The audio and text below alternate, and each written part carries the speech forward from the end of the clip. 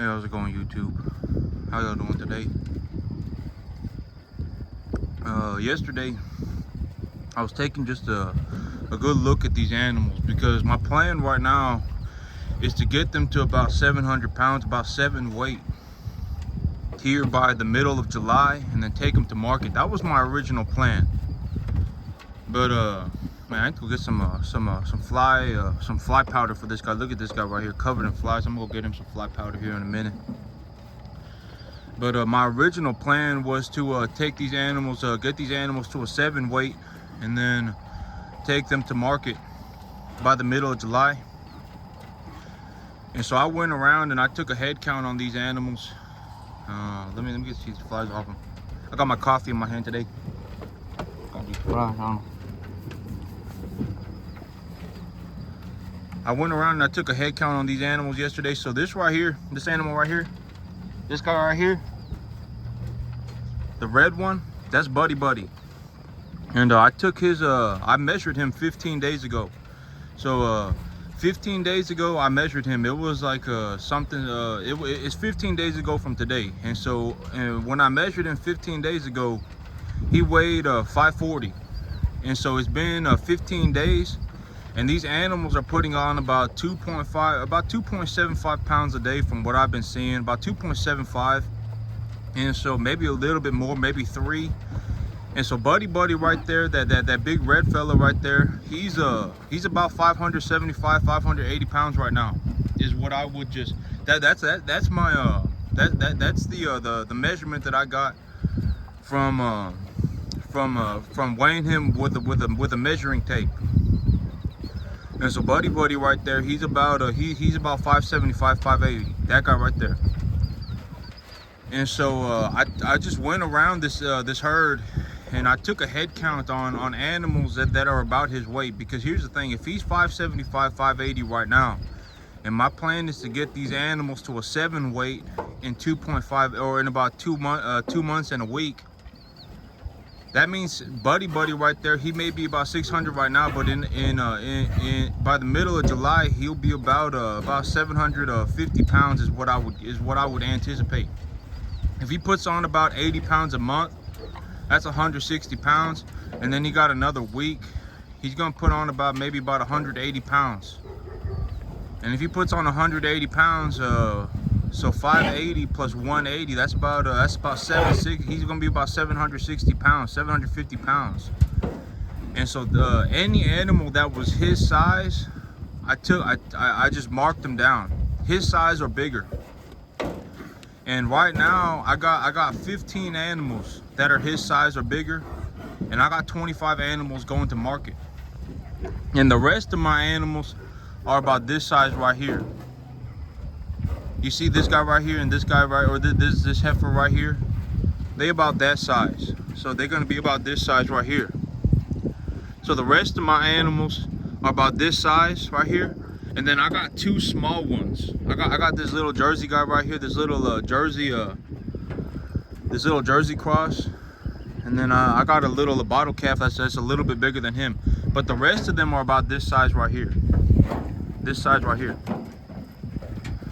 About this size. And so well, I would think there's my little Jersey, or not, excuse me, there's my little bottle heifer calf. And so I got about 15 animals right now that are going to be about 750 pounds, 700 pounds in 2 months. But the rest of them, I took a look at them and I was like, man, these animals right now, they're probably closer to 450 pounds. I really need to get this guy some fly medication. They keep sitting on him. The rest of these animals, they're probably about 450 pounds. And so I got about 8 animals that are 450 pounds, and then I got 2 animals that are maybe about 350. They just small. And so, yep, I'll have to see what I'm gonna do. I was even considering holding these animals for another 3 months and then getting them to like feeder cattle weight. But if I hold them for 3 months, they're gonna get too heavy. They're gonna get to like 900 pounds, and I don't want to be taking 900-pound animals to the market. When they hit about 750 is when I'd like to take them to the market. That's the plan right now. Is when they hit 750, I'm gonna take them to the market, and that may mean that I need to take 4 or 5 animals to the market at a time. When I think they're about 750, I may just need to go ahead and take them to the market. But you see this guy right here, the black white face right there. He probably gonna be about, this guy gonna be probably about 500 pounds, or maybe about 475. And then but the smaller ones, like this guy right here, he may be about a 4 weight, about 400. And then so he's kind of smaller well, he kind of on the smaller end. And big boy right there, big boy, he gonna be about that's my little Jersey cross. That's my Jersey cross bottle calf steer. And he's gonna be a little bit heavy. He's gonna be about maybe about 425, 450, something like that. But I got well, I gotta figure out what I'm gonna do. I'm probably gonna, in about 2 months, I'll have about 15 animals that are a 7 weight or just a little bit higher. I'll have a couple of 8 weights. Like her right there, she'll probably be closer to an 8 weight. And this guy right here, he'll probably be closer to an 8 weight. And so, well, I'll have to see what I'm gonna do. But I took a count on the animals yesterday, and I just took a count on them because I had Buddy measured a couple weeks ago, and his rate of gain is almost just about the same. I mean, he gains just about 2.75 to 3 pounds a day. That's just that. It just is what it is. If he's on this feed, that just is what it is. And so this grass right here, I got a plan put together for this grass. Yesterday I was kind of just walking around thinking about what am I going to do with this grass, and I got to figure it out. This grass, I'm not going to cut it. If it gets to a point, okay, because here's the point. Here's the big thing that needs to get done with this grass here in this next month or so. This grass, if it gets to a point where I'm like, I think I need to cut this grass, or the weeds are coming in real bad and I think I need to spray it for weeds, I'm just going to plow it over. I'm just gonna take my sweet plow.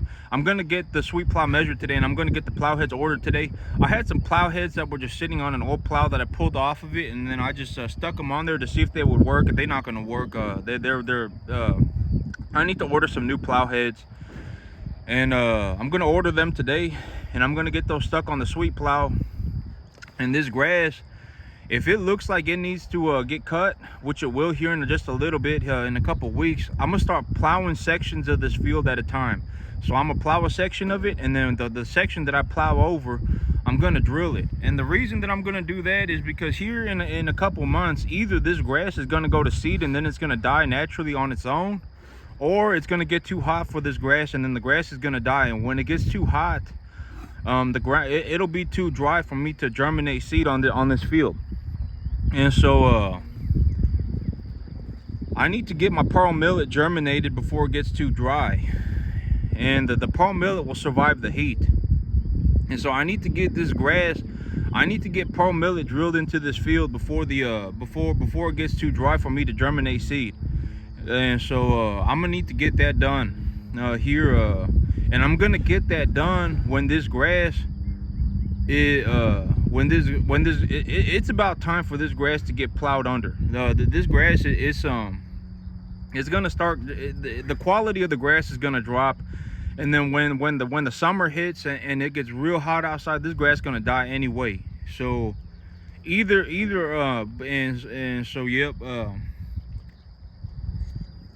I'm gonna start plowing sections of this field at a time. Like I got sections of this field that are just real heavily weeded. There's a lot of weeds on this field in certain places. And so any section of this field that got a lot of weeds on it, I'm just gonna go ahead and plow it. I'm not even gonna bother spraying it. I'm just gonna plow it over, and then I'm going to drill seed onto sections of this field at a time. And the big reason that I need to do this now is because if the rain is what compacts the soil for me. I know I said this before I planted the sorghum Sudan grass, but the ground, it needs to be at a certain level of compaction before I'm able to drill seed on it. Or if the ground is real loose after I drill it, or excuse me, after I plow it, if I plow the field and the field is real loose and the soil is real loose, when the rain hits real hard, the seed's gonna go everywhere, and it's gonna move the seed around, and the seed isn't gonna germinate correctly, etc., etc. There's gonna be a lot of problems. the soil needs to be at a certain level of compaction for me to drill seed on it. And the way for me, the easiest, the most economic way for me to compact the field is to just let it rain on it. But I need a lot of rain. It needs to be like 2-3 inches of rain. If it's just a little bit of rain, that ain't gonna be enough to rehydrate the field and compact it back together for me. It needs to be like 2 inches of rain.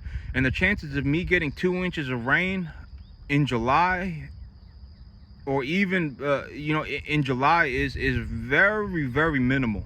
The chances of me getting 2 inches of rain in July, I mean, it probably ain't. And the rain needs to happen all at once. It can't just be like 1 inch and then 2 weeks later it rains another inch. It needs to rain like 2 inches all at once for the field to really get flooded, and then that water is gonna stick the soil back together for me.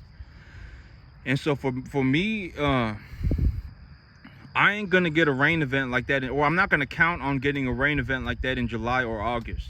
And so that means I need to get this whole field drilled here in about the next month, or I'm gonna lose my chance to do it. And so well, maybe at most a month and a half. And so I'm gonna start drilling sections of this, or I'm gonna start plowing sections of this field over, and then I'm gonna start drilling sections of this field at a time. And so I'm gonna do that instead of cutting the grass, because I don't want to go through here and I don't want to cut this grass. It's gonna take me all day, and the amount of benefit that I get from cutting the grass, it's just gonna be like, man, well, I mean, here in 2 months the grass is gonna die anyway. It's gonna get too hot. So this is ryegrass. It's a cold season grass. So yep, I'm gonna start getting that done on this field right here too. I'm gonna just start plowing sections of it at a time, and then I'm gonna start drilling the seed onto it. But yep, so that's the plan for the hay field right now. That's the plan for the cattle. You know, a lot of these cattle, like this guy right here, this girl right here, they're gonna be about 7 weight here in 2 months. And then I got a set of smaller animals. You see, like this guy right, these right here, these 4 right here, how they're smaller. Him right there too, they're smaller. And she's just a small framed heifer, but they're just smaller. Them I'll get you know, they maybe they'll get 6 weight. Maybe they'll get up to about 600, you know, in about 2 months. But these animals, you know, if they go from 500, like this guy right there, that's Buddy right there. If he goes from 575 to 750, he's gonna get 50% larger. He's gonna get 50% bigger in 2 months. But that's how fast these animals they grow. And so yep, I'm gonna take a look at the sorghum Sudan grass real quick. One thing I realized about the sorghum Sudan grass is that this sorghum Sudan grass, it needs a little bit more sulfur and a little bit more phosphorus than normal grasses. And I'll go show y'all what's going on with this. Trying not to drop my coffee. Give me a second.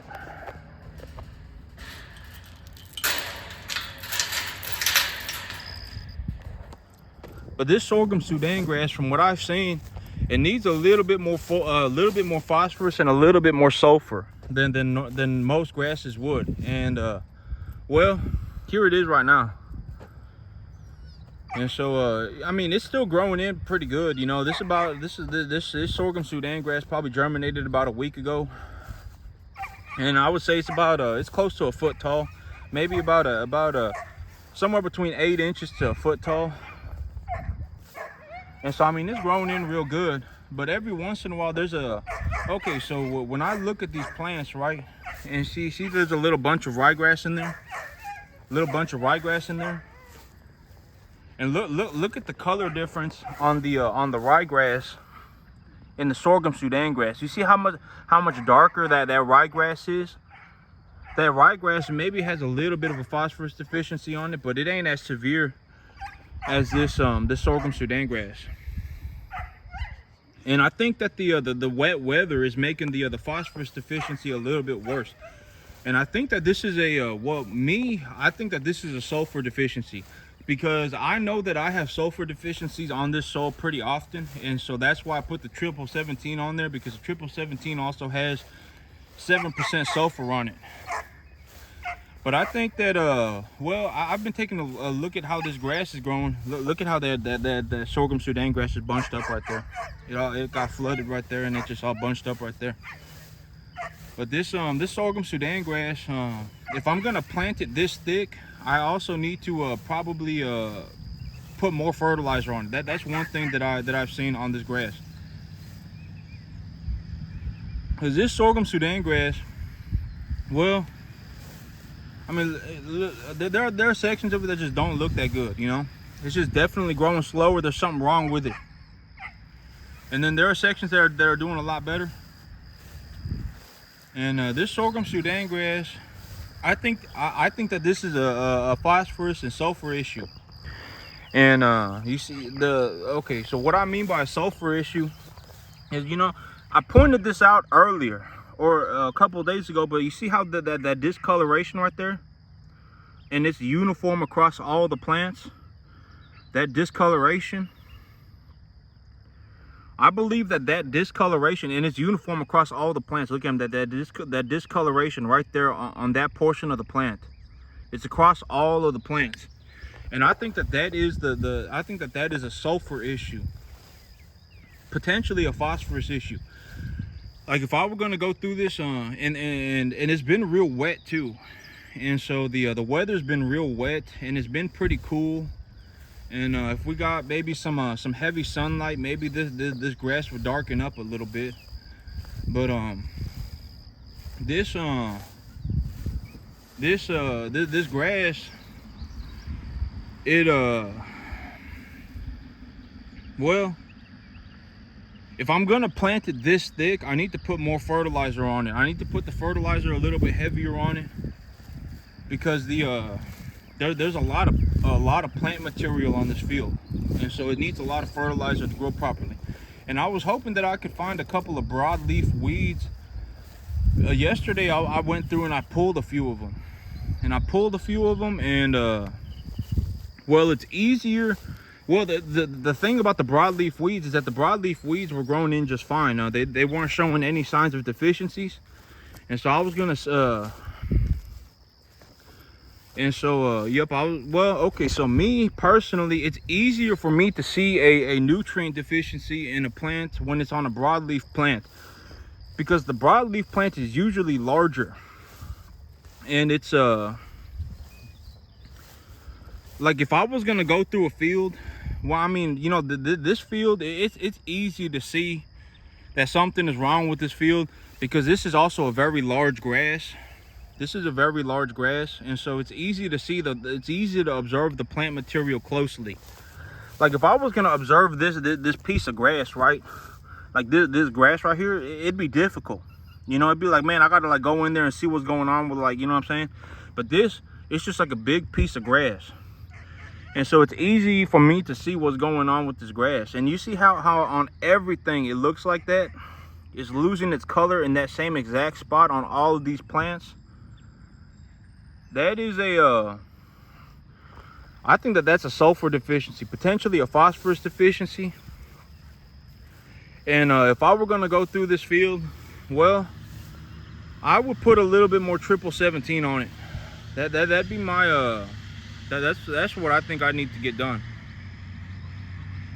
And so that's just something that I put as a note to myself, is that when I'm growing this hay, and if I'm gonna plant it this thick, you know, I'm gonna get a lot of plant material. I mean, this hay is, I'm gonna grow a lot of hay, and this hay is gonna need fertilizer. And so like my backfield, I didn't plant it even close to this thick. And so when I plant it like this, I need to put a lot more fertilizer on it. And this sorghum Sudan grass, it needs a good bit of phosphorus, a little bit more phosphorus, and a little bit more sulfur. And so I actually need to put a little bit more of everything on it, because it's just the grass is so thick on here. And if the grass is showing signs of deficiency already, I may actually kind of be in a situation where it may actually be best for me to just drive over it with a tractor and put fertilizer on it, even if I just even if it damages the plants, because if it's showing deficiencies this early, that's a big problem. I mean, this grass still got to grow for another 4 or 5 weeks before I can cut it. And so yep, well, I put 40 pounds. I put about 40 pounds of phosphorus on this field, and I put about 40 pounds of phosphorus per acre on this field. And I also put about well, what did my notes say? I put about 40 pounds of phosphorus on this field, and then I put about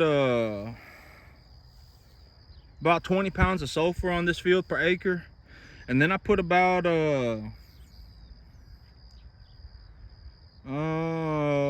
how much nitrogen?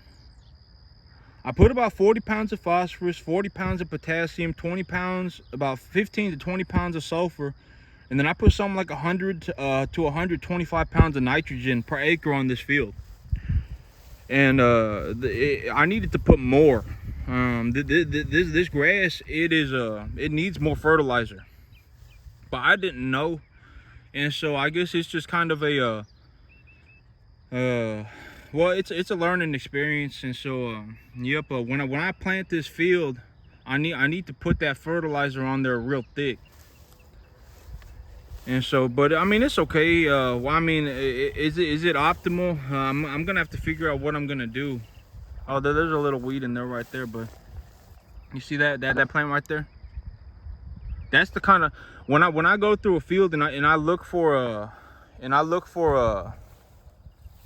plants to diagnose mineral deficiencies on. I look for broadleaf plants. Like clover is a good one, because clover, it produces its own nitrogen, and so if the clover is doing real good, that means that I have a nitrogen deficiency, but everything else is kind of going okay, because the clover is making its own nitrogen, or it's collecting nitrogen from the atmosphere. And so clover is a real good plant to look for in the field when diagnosing a nutrient deficiency. But the broadleafs are easier to see what kind of nutrient deficiency is going on a field. It's easier to see on a broadleaf plant than it is a grass. But this grass right here, I mean, it's obviously nutrient deficient. I mean, it's growing maybe about 1 foot a week, but I mean, I needed to put more fertilizer on it. And I needed to put maybe I would say next time I do this, I'm gonna put 150 pounds of nitrogen on here, because I put about 100 to 125 pounds of nitrogen on here this time. I'm gonna up that to 150 pounds of nitrogen, and I'm gonna up the phosphorus and the potassium to 60 pounds. And I'm gonna see where that gets me. But yep, this sorghum Sudan grass, it takes a lot of fertilizer to grow it. That's one thing that I've seen from growing it this year. But all right, that's it for me today, YouTube. Y'all have a good one.